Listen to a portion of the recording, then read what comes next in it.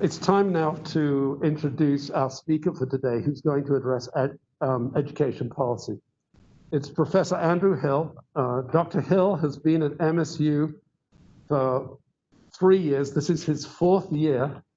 You will notice that he, like me, is not an indigenous people or born in America. Dr. Hill is originally from South Africa, which means he and I can talk about rugby and cricket, as opposed to NFL and basketball. Dr. Hill has a very distinguished record as an emerging scholar in the field of education policy. He publishes widely in highly ranked journals. He's developed a reputation for as an outstanding instructor, and some of you may have had his course and know better than I how effective he is. Dr. Hill received his PhD from the University of British Columbia. His first academic position as an assistant professor was at the University of South Carolina, the Palmetto State, where they play football and I'm not sure what else they do. They raise peaches along with Georgia. We were very fortunate to hire Dr. Hill from the University of South Carolina, and I am looking forward, as much as you all, I am looking forward to this lecture because this is an area about which I know little. So thank you, Dr. Hill, for being willing to meet with us, talk with us, and share your insights.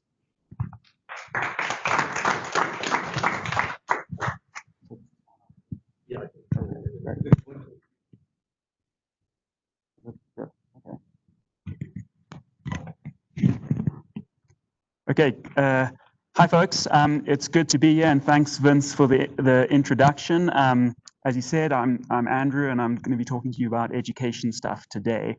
So I'm pretty excited to be here. I think the normal rules, I guess, are please ask questions and put your hand up, and as much engagement is encouraged as possible. So if anything's unclear or you want to kind of me to expand on something, definitely please do interrupt. So first, a little primer I think is important, just to frame our discussion, and that's just thinking a little bit about the market for education. So the first thing is recognizing that the market for education in the US is very large. So the US spends about 7% of its GDP on education, which is more than $1 trillion a year. And the other feature about the education market that I think is very important to state from the get-go is that the US government plays a large role in the education market. And I think it's important to recognize, why is the education market different to, say, the market for chocolate bars? What makes, why is the government so heavily involved in education where they're not involved in the market for chocolate bars? And I think it's useful for us to take a step back and think, what are the theoretical reasons why government is involved in education markets? And the first thing is just recognizing that education generates positive externalities. It's very different to the market for chocolate bars, where when I eat it, I'm the only one who's getting something out of that market. So you think about education, it's different in the sense that when you get educated, I also benefit from that. When I get educated, you benefit from that. And we know from our study, from going back to ECON 101, when a good generates positive externalities, and those externalities are not incorporated into the decisions people make about education, they're going to underinvest, because they're only going to invest up to the point where it's good for them, and they're not going to recognize that education is good for the people around them. So there's a whole literature, which I'm not going to talk too much about today, but there's a whole literature that you can think about what are these positive externalities. Or education, it reduces crime, and if an educated person doesn't commit crime, that's good for you, right? And it increases the wages of people around. The more skilled the labor force is, that benefits everyone. So there are all sorts of ways in which education generates these positive externalities. The second thing I think is important to mention is that, a lot of markets are very very competitive. When we have a competitive market, we generally think those markets function pretty well. But when you have monopolies in markets, that's when they can start operating less well, and they can get we can get these undesirable outcomes. So the education market, of course, is nowhere near perfectly competitive. You can immediately see, like for a student in Bozeman, the only supplier of education is the Bozeman School District. So because of that, you can immediately see it's not a perfectly competitive market. So you have monopoly power in that market, and that can generate undesirable outcomes unless government steps in. And the third thing, which I think is worth mentioning about education, is that education is very different to something like a car or a house. And by this, I mean, you cannot trade education. So if you get an education, that's yours. I can't sell my education to someone else. So why is this important to think about? Well, education is expensive, it's costly, it's often an upfront investment, like what you're paying a lot of money to be a student here at MSU. And often, you know, if you're paying for something upfront, you might need to borrow in order to consume that good. And typically, when a bank lends money for you to do something, they might say, look, I'll lend you money for your house because I know if something goes wrong and you stop like paying back on your house, I can take the house back from you. Education, of course, is different because if you kind of investing in education, there's no way that some entity that lends you money for that, if you kind of if you stop paying it back, can take that away from you. So immediately we recognize then that consumers in this market might face credit constraints. It might be more difficult to borrow to get this education because a bank might just say it's a little riskier because I can't get it back from you if you stop spending. And then the final thing worth mentioning here is there's a lot of asymmetric information in this market. And that's the same as a lot of markets where you see more government involvement. In particular, you can think about healthcare and things like that. But in education, as consumers of education, people who buy education, people who kind of go to school and go to college, we often don't know very much about the quality of the product that's being offered. And that type of information, it puts consumers at a disadvantage in some sense, and that can be an opportunity where government can step in and help out and kind of deal with some of these information asymmetries. So the reason why I'm kind of just staying that from the get-go is it's important to recognize the market for education it's a unique market. And there are a lot of reasons why we might think that education markets, the phrase is market failure. Okay, there might be these markets don't necessarily function without governments stepping in and doing all sorts of things. So that's kind of just a primer before we jump into actually think about the different types of education policies that are out there.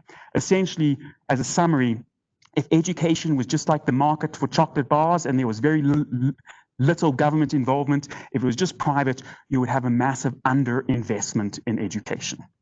So what's the plan for today? I'm just going to kind of talk about the Trump and Biden education platforms. And I just went to their websites and I just picked out the things that they say about education. So the first thing I want to do is just kind of present that information to you so you know what the two different candidates are saying about education. And then what I'd like to do is just identify kind of a few areas of contention. And here we're just thinking, I'm just going to kind of focus in on two, but there are certainly more that we can think about, especially if we kind of, sometimes these platforms don't necessarily cover all the differences between the political parties in the states. But I'll just focusing on two areas of contention, and then as voters, we want to make informed decisions. Then what I'm going to do is essentially turn to what does the research say on these two areas, and that's kind of where we're going to go today. So Like I said, I just went to the websites and just went to their platforms.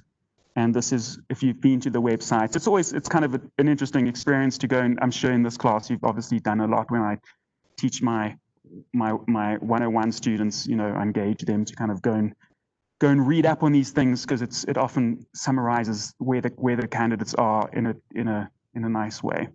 Okay, so the Biden platform.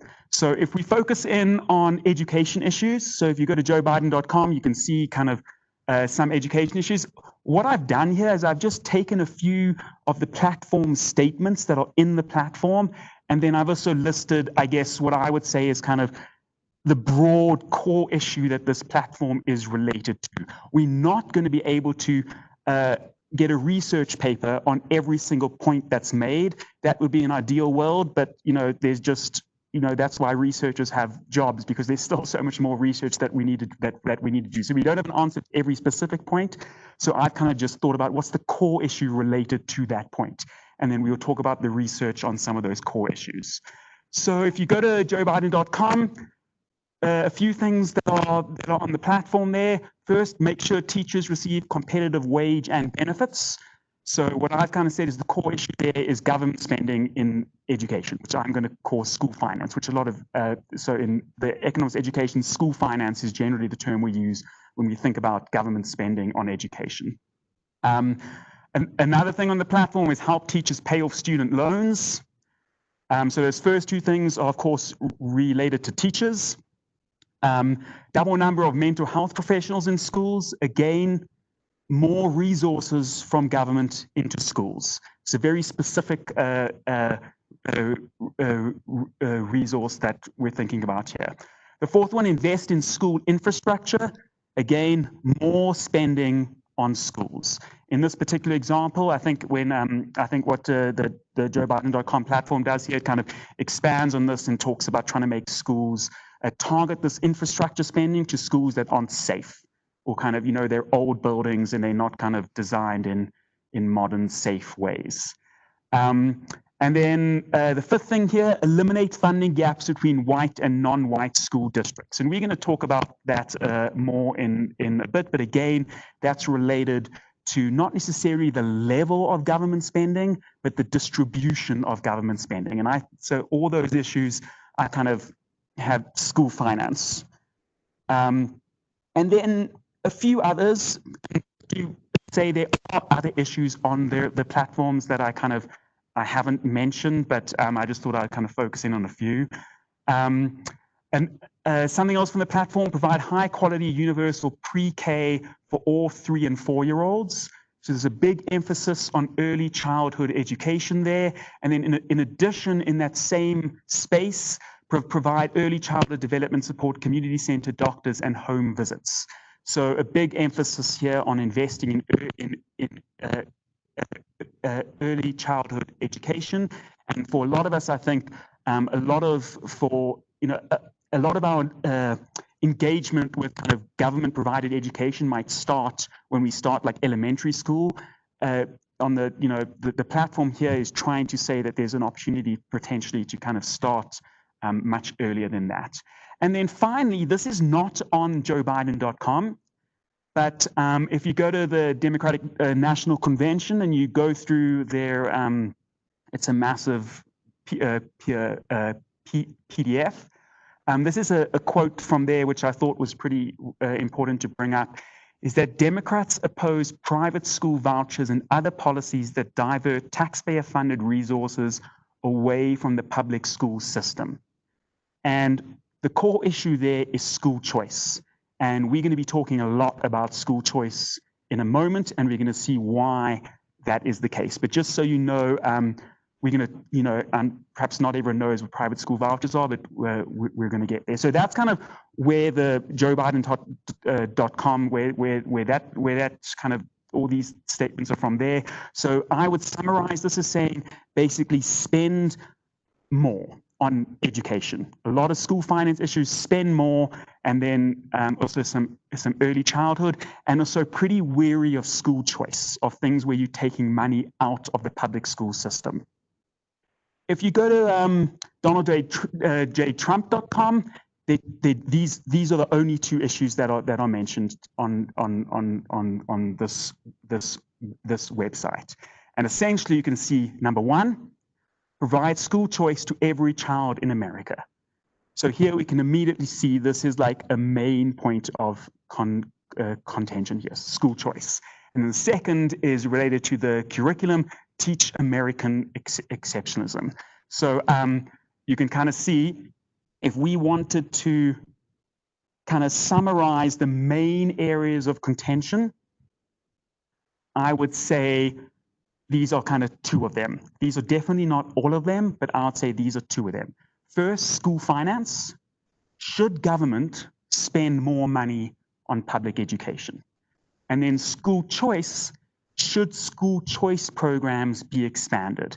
And school choice, like I said, we're going to talk more about that specifically in a moment, but we're thinking here about charter schools, and we're thinking here about school vouchers. There are a few other kind of ways to that people have talked about to promote school choice, but those are the main two I want you to be thinking about. So hopefully you kind of got a sense of where the two candidates lie in terms of some of these issues. You might say, Andrew, I think there's some other areas of contention I would like to talk about, and that's great. You can definitely bring those up. But I've kind of highlighted those as the main two. So what I want to do now is say, okay, in some sense, we saying when it comes to school finance, Biden wants to spend more, Trump wants to spend less. School choice, Trump wants more school choice, Biden wants less. Essentially, that's kind of where we are. So let's now think about some of the research that tells us, what actually is the effect of increasing school financing, spending more. What is the effect of promoting school choice? Those are the two issues that we can kind of turn to the research. So, school finance. First, let's kind of take a big picture view, and let's think, well, what's happened in terms of school spending in the last 40, 50 years, and think, how does that correlate with education outcomes? And of course, we know, I'm sure many of you have done econ classes where you know immediately correlation does not equal causation. Okay, there's a lot of other things that could be changing here. But let's just, as a starting point, think about what are the trends in spending and what are the trends in outcomes.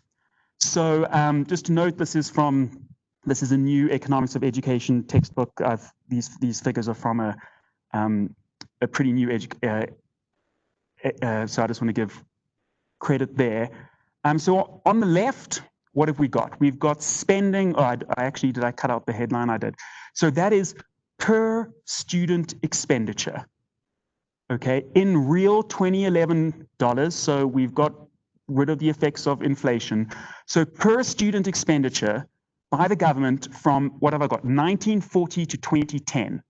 And you can see that in 1940, spending per student was under $2,000, and now it's up to $12,000. So there's been a dramatic increase in spending per student. Yes.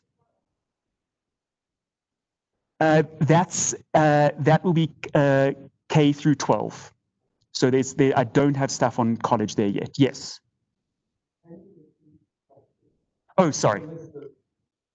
Thanks. So the question there for those listening remotely was the increase in spending. What range of students are we thinking about? And this is a K through 12 spending. So this does not include spending on post-secondary education. But as you can see here, there's been a dramatic increase. Yes. That's per student expenditure. So, oh yes, per student per year. So yeah, so it would be, so in 1940, $1,900 per year from the government. In 2010, maybe $12,000 per student per year. Thanks, good clarification. So then we can also think, how have teachers' salaries changed? So that's related to how much government is spending on education. And if you look at that now from 1960 to 2010, and this is now in 2013 dollars, You can see there was a big increase in the 60s and 70s from about $40,000 a year to $60,000 a year. But since then, it's been pretty flat. Okay, so we're recognizing on the left that expenditure per student has increased dramatically. Teacher salaries increased a little bit and then they flattened off. So what does that tell us, given that a very large chunk of education spending is going to be on teachers? Well, it probably means they're just more teachers. They're spending, you know, it's the teachers getting paid the same, but we're just getting a lot more of them than we used to have. And on the right there, if you look at the student-teacher ratios, that's exactly what we see. We see that student-teacher ratios have dropped dramatically from being above 25 to in 2010, they were kind of down to 15 students per teacher. So that's kind of telling us there's been quite a big increase over time in government spending on education. Yes.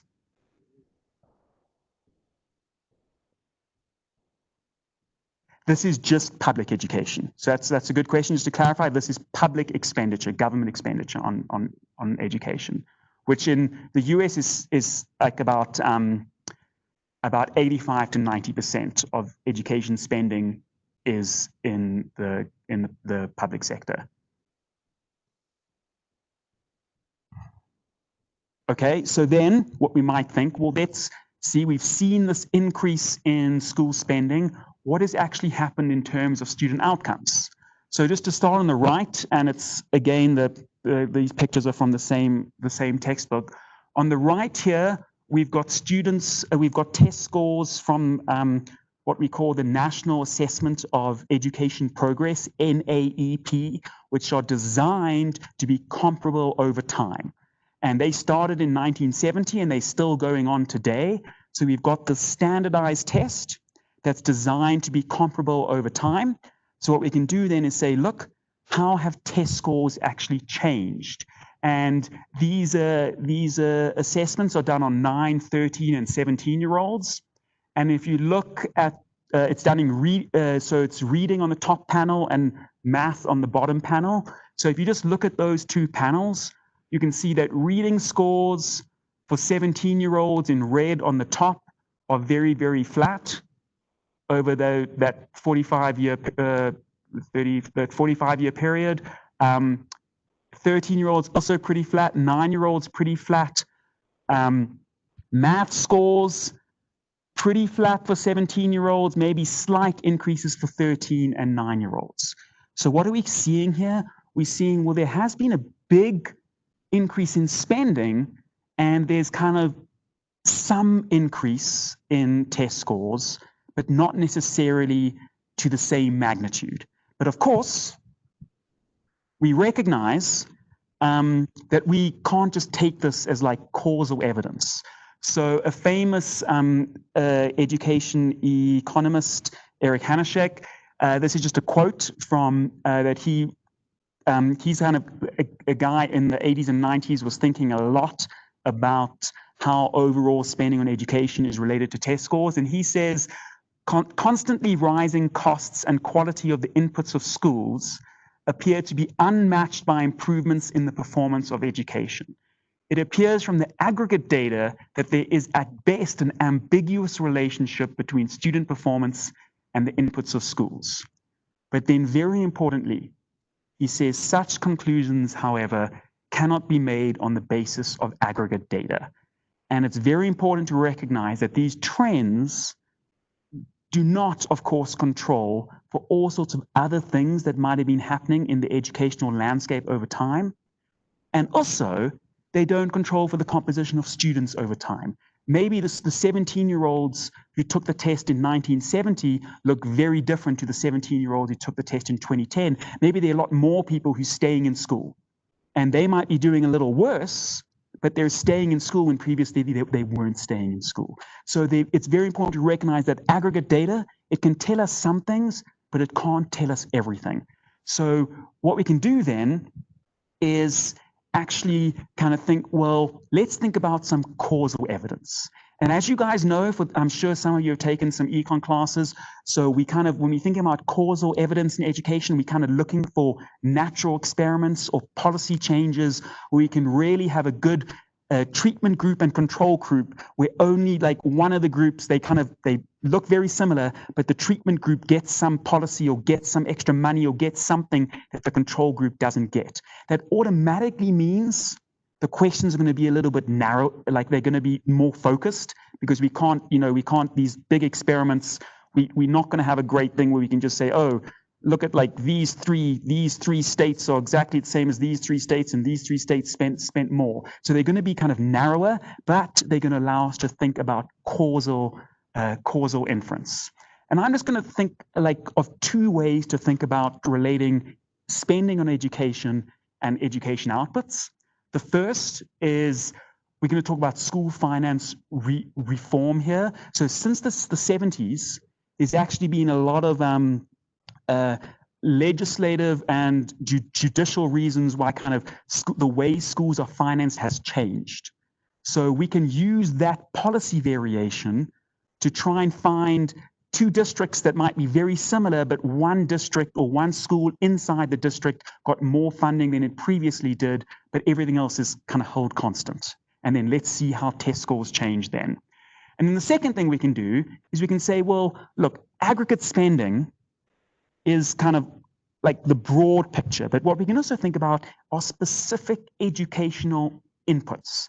So we could think, look, let's see what happens if you spend more on reducing class size. So in other words, you hire an extra teacher and that reduces the class size. That's a specific costly input, but can we see if that specific input actually has a return on test scores? And then we might make the argument that that specific way of spending money might be good for student outcomes. So school finance reform. So as you guys, well, perhaps you don't know, but in the US generally, historically, education is being provided at a very local level. So before 1970, it was very much like this school district had these schools, and a lot of the funding came from the property taxes in that area. What happened in the 70s was there was actually a court case that basically said, like, relying exclusively on local financing for schools violates the state's equal protection clause. In this case was in California. So it was basically saying, so there was something, I'm not a legal kind of scholar, but there was basically, you have to provide everyone with, the same kind of resources.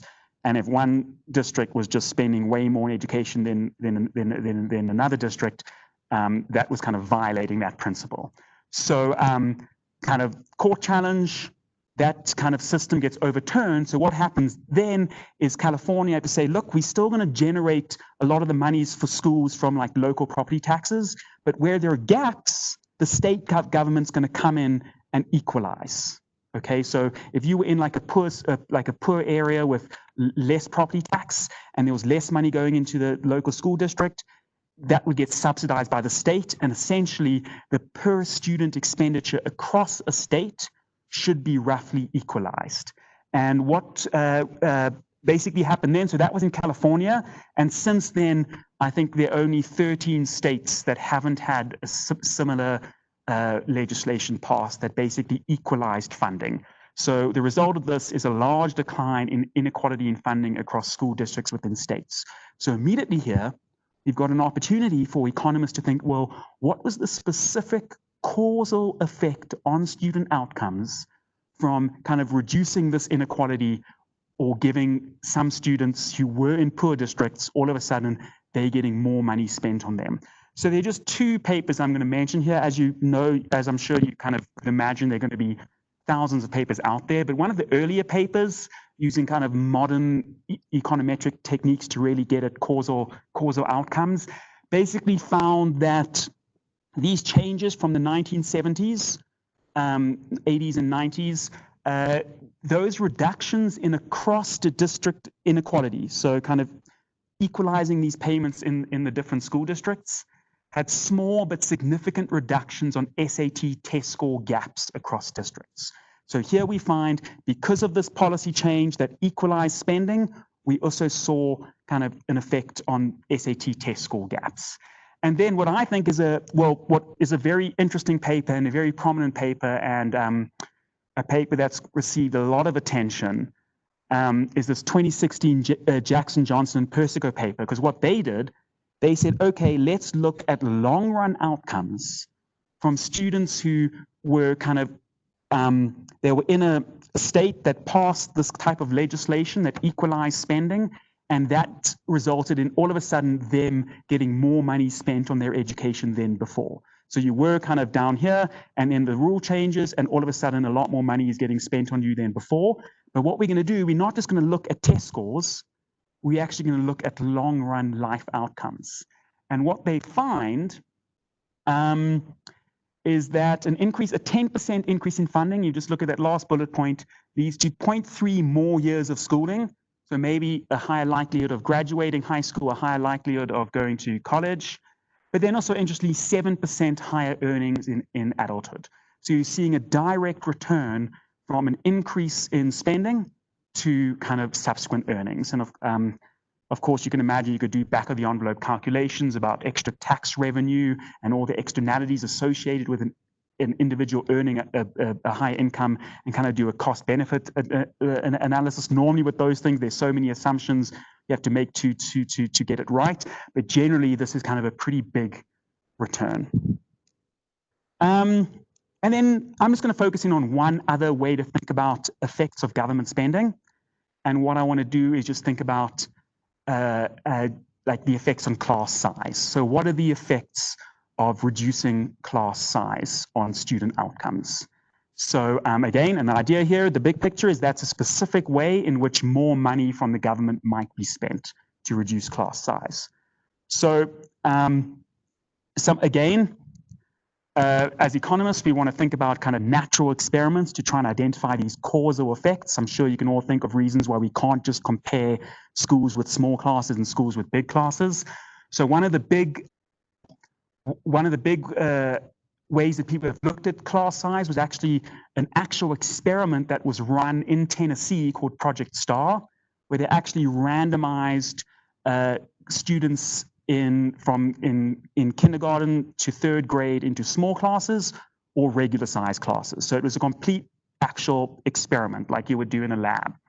And what they found is that assignment to small classes increases test scores by 0.2 standard deviations. And then they followed those students through to high school. And once you left third grade, you were no longer in a small class. You just went back into like your regular school. But what was interesting here is that even then going and taking the SAT or ACT like many years later, we see an increase in the proportion of students taking the test. So you're not necessarily seeing that the students are doing better, but if you think taking the test, of course, is necessary for going to college, it's kind of indicating just increasing the number of students who are taking the test is kind of a good thing. And then Raj Chetty and co-authors basically looked at the same experiment that said, okay, I'm going to get the tax data and match these people up from when they were assigned to these small classes and match them up until we actually see them in the tax data when they're earning incomes as adults. And all sorts of other outcomes that you can observe on tax data. And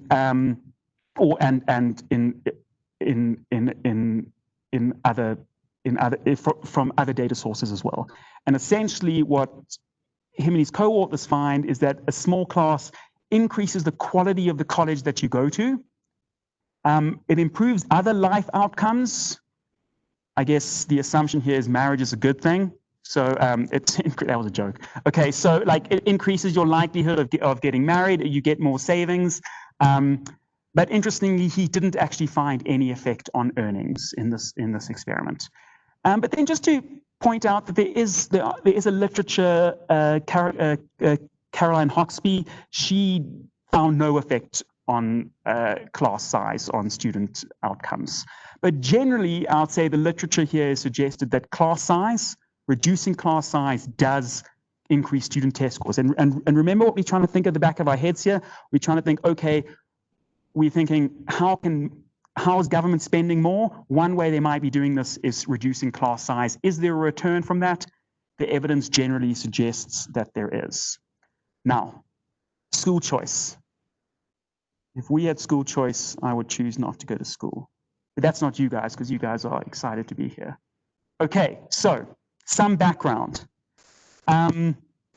School choice, broadly, is just this approach to kind of, you give consumers of education more choice in where and how they get educated. It's trying to decouple the link between the fact that if you live in a certain part of Bozeman, this is the high school that you have to go to. School choice is meant to kind of decouple that link. And there are a lot of policies related to school choice. And I'm just going to touch on two of the main ones here. I want to talk a little bit about charter schools and private school vouchers. And recall, private school vouchers is the one thing that there was a lot of contention on. That's like one of the big differences between the Biden and Trump platforms. Charter schools, I would say, are actually historically generally supported by both sides of the aisle. Now, one thing to mention is charter schools don't actually appear in any of the platforms this year that I could find. They kind of, I would say it's almost there are reasons why they kind of want to avoid these. And we can talk more about that later, but basically charter schools, there's some teachers that are not so keen on them. And I think it's sometimes easier to just not even mention it on the platform if it's kind of contention, if some of the people who might otherwise support you don't necessarily like this. But historically, Obama, Bush, all these like people on both sides of the aisle have actually pushed charter schools. And essentially what they are is they're publicly funded, but privately run schools. So essentially, if you think about, if you were thinking about a school in Bozeman, and the government is giving maybe Bozeman High School X dollars per student, but they kind of, Bozeman High School has to satisfy all the local education regulations. You could say, let's take that money and per student, we're going to give exactly the same to this other school.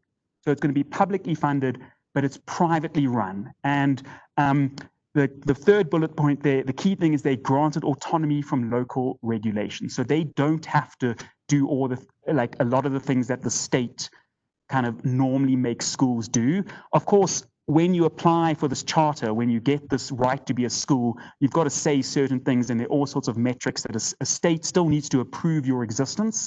But generally, there's a lot more flexibility. A lot of that flexibility has to do with how teachers get treated and things like that. And then an important feature here is typically these charter schools, they cannot select students. So you kind of apply to them, and if there are more applicants than space in the school, the places in the school have to be decided by a lottery. So what they basically wanted to avoid here was a charter school coming in and just picking out all the best students in the local area and then having these great outcomes, but that's actually more about selection into the school rather than actually what's going on in the school. And then private school vouchers, essentially here it was saying, okay, everyone gets a voucher that they can use to spend at a private school, and that might cover the full tuition at the private school. It might be a subsidy. These things can be publicly or privately funded. So it might be money from government. It might be money from somewhere else for this voucher. And then what's an important thing to mention here is in a lot of school voucher programs, the eligibility is means tested. So you have to be below a certain income level. You could immediately think if you didn't do this, it would just be like a straight transfer to like perhaps the wealthier families who are already sending their kids to private school are all of a sudden getting a subsidy. So what we're going to do now is think, okay, private school vouchers, this is a point of contention, okay? Biden, I would say, and the Democrats are kind of not so keen on them, and the Republicans are very keen on them. Charter schools, I think, are kind of people coming on different sides, but let's quickly have a look at the research. And it's 10 minutes. Okay, I think I'm still good. Any questions at this stage, or you want to save up? I'm sure if you do have, we can also come back to anything in a few minutes when we're done with the research. So I guess when you think about school choice, we can also kind of take a step back and think, okay, what's the economic theory behind how school choice is potentially going to be a good or a bad thing? And if you think about positive effects, you might immediately focus in on there's an individual who now is no longer forced to go to the school that is in their district that they're like zoned to go to. So you might be able to choose a school that's a better match for your preferences, or it's a better match on any sort of other dimension. But then secondly, you could immediately think, if students are now free to choose schools, that's going to promote competition among schools. Because if you are a school that's not doing very well, then none of the students are going to come to your school, and then you're going to, that school could close. And if you're a teacher or principal at that school, that's obviously not a good outcome. So even for students who are not necessarily using the school choice program, school choice might promote competition amongst these schools, amongst the schools in the area. So that's kind of potential ways which you might see these positive effects. Negative effects, well, if you have these private school voucher programs or charter schools, both of them, the idea is there's a certain amount of money spent per student. If that student now goes to a charter school, or they go to a private school and they're taking that voucher and they're going to a private school, that's money that's getting taken out the public school system. And that, there's less money in the public school system. That might be bad for the students who still are in the public school system. And then the other thing that could be going on is it could also change the composition of the students in the public school system. Now, a lot of these programs are designed to kind of, these charter schools and things, they're not meant to select the students, like the students from perhaps these wealthier families, or the students who do better academically. But that, you could imagine there are many circumstances where that kind of breaks down.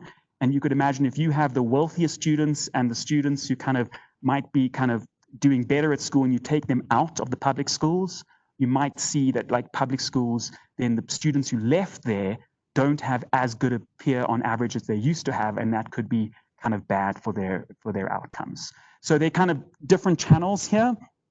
So let's just think about the effect of charter schools on individual students. Are charter schools a good policy or a bad policy? Now, like I said, the platforms are kind of staying away from charter schools, it seems, this year.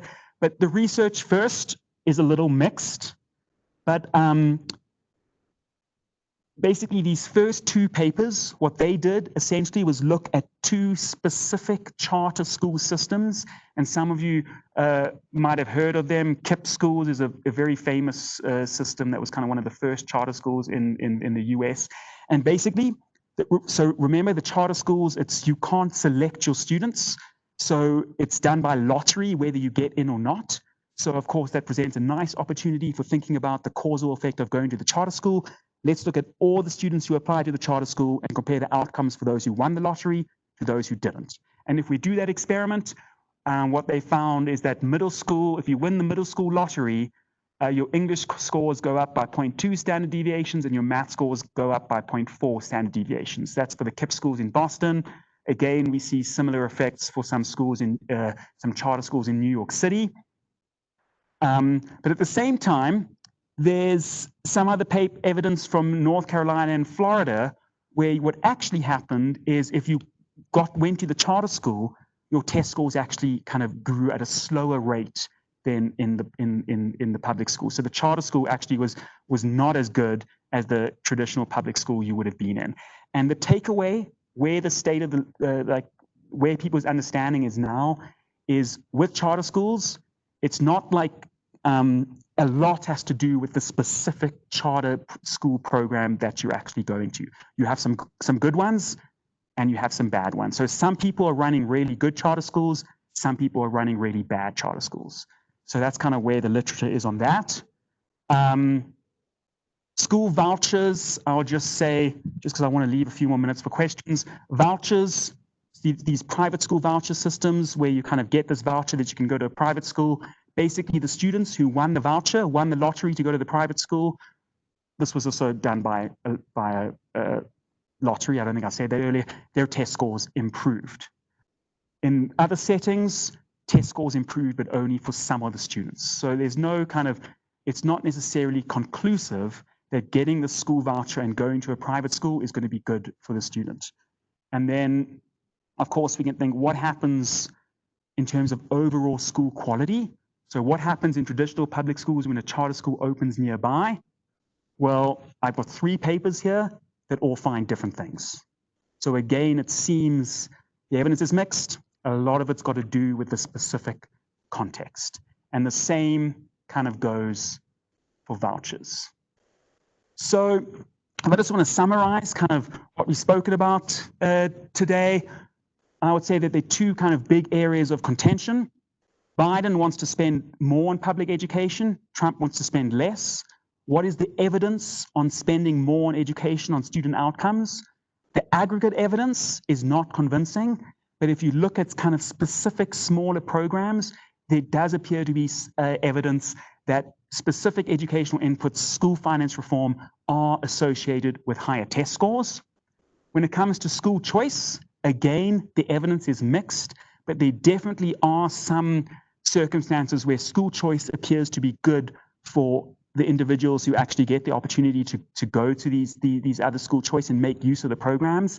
But again, the evidence overall is kind of mixed, and it seems that program design is key. So in some ways, that's a very unsatisfying answer, because I'm not coming here and saying, oh, one platform is clearly better than the other platform, but I think most of the time it's probably not going to be that case. I don't know what's happened in all your other classes this week, but I'd say they're kind of definite features here where a lot of it comes to like the specific ways in which these programs are introduced.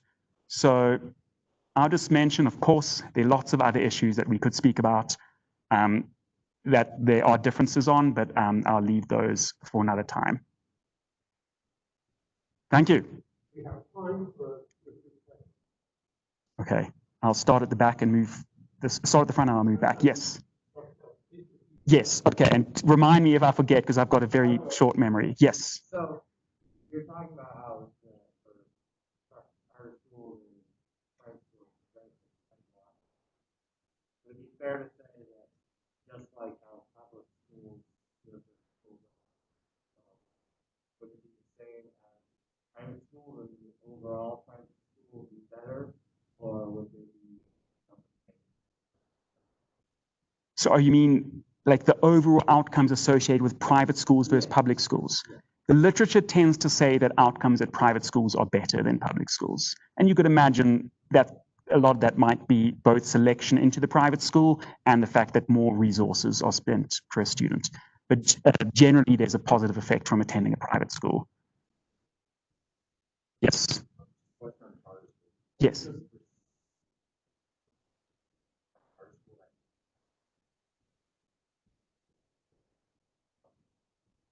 That's a great question. So some of the issues, I think one of the big ones is what happens to teachers.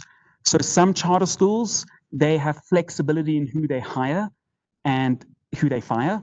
So it's like it's a much more fluid process there. And some would argue that they can hire teachers who don't necessarily have the teaching qualification, but they might be kind of good on paper. They've got a degree in something else, and they kind of you can hire them. Also, they've got other rules. Sometimes they say that the teachers can't collectively bargain, and they might be able to kind of change their salaries in ways that you can't do at government schools.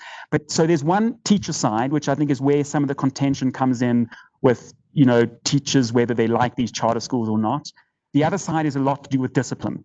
So some of these charter schools are allowed to say, like they have very strict rules.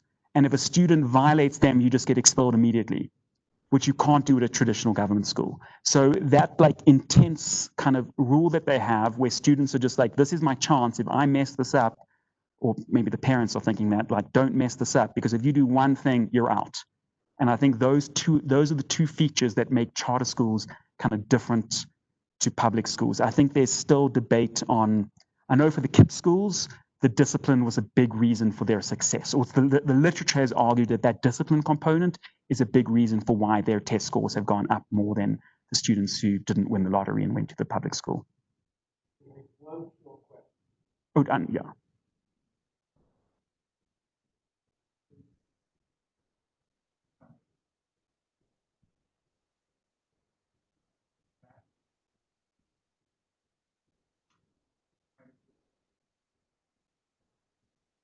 Okay, so the question there, I think I forgot to repeat the question last time. The question was related to recent court cases where, and I think what you might be referring to is the Espinoza case in Montana, where basically the Montana private school voucher system, that money could be spent at private schools, but not religious schools, was their initial ruling from the state government. But actually that's kind of been overturned in the Supreme Court, where now you can take the private school voucher and you can use that on a religious school. Now, your question was, what's the effect of that being on private school vouchers? I think, like, broadly, is that kind of what you're asking? It's a good, I don't actually know the answer. I think that because that was a very new ruling, I imagine that might change a lot of things going forward, where if there was now the precedent's been set that you can use these school vouchers at religious schools, that there might be a much bigger push for them. I should just say that the private school vouchers are generally actually pretty small programs at the moment. They're not that big, but that's exactly the type of program that the Trump administration are going to kind of push a lot more. So maybe that's that side of this is going to push those a lot more, given that there's more freedom there now. There's been no discussion of how much is spent in West on administration as opposed to in classroom studies, which is much different than in many other countries. Yeah, it's about 50-50 actually. Like 45% of spending on schools is administrative.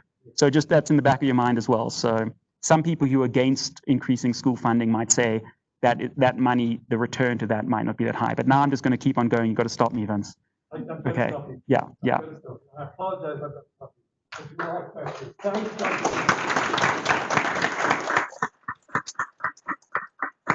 so we'll see you next week for the last substantive talk as well.